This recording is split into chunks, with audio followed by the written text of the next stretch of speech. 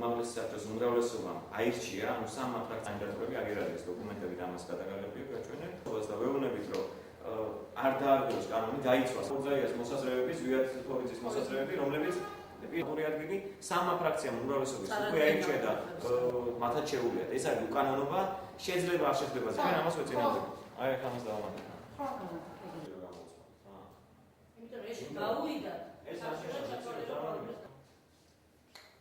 რამდენიმე კვირის წინ იცით, რომ ეს კანდიდატურა შეგნებულად ჩააგდეს და როგორც ჩანს, კვლავ აპირებენ თავისი, ესე ვთქვათ, მიითვისონ ამ შემთხვევაში ჩვენი ფრაქციების კვოტა და წარადგინონ კანდიდატურები.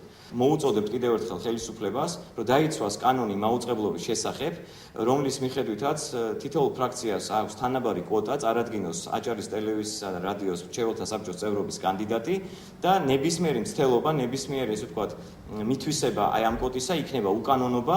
კანონი ეუბნება უმაღლეს საბჭოს და თითოეულ ჩვენთაგანს, რომ ეს ორი კვოტა, რომელიც 5-დან 2 დარჩენილი, რომელიც არის შესავსები, სწორედ უმცირესობის მიერ უნდა იყოს წარდგენილი. გარდა ამისა, მე მინდა გაჩვენოთ ახლა თქვენ მასალა. პირველ შემთხვევაში ფრაქციის თავმჯდომარე აკაკი ძნელაძე აწერს ხელს პირველ ვარიანტს და მეორე შემთხვევაშიც ბატონი აკაკი წარადგენს, ამ შემთხვევაშიც ხვალ ერთ კანდიდატურას. მე-9 პუნქტი ითვალისწინებს იმ შემთხვევაში თუ კანდიდატი, რომელიც მრჩეველთა საბჭოში, ასე ვთქვათ, ჩაიჭრა, ფრაქციებს შავით თეთრზე წერია. აქვს უფლება დაასახელოს კანდიდატები. ფრაქციებს, აი ეგ არის, როგორც სურთ, ისე გადააბრუნონ ეს კანონი.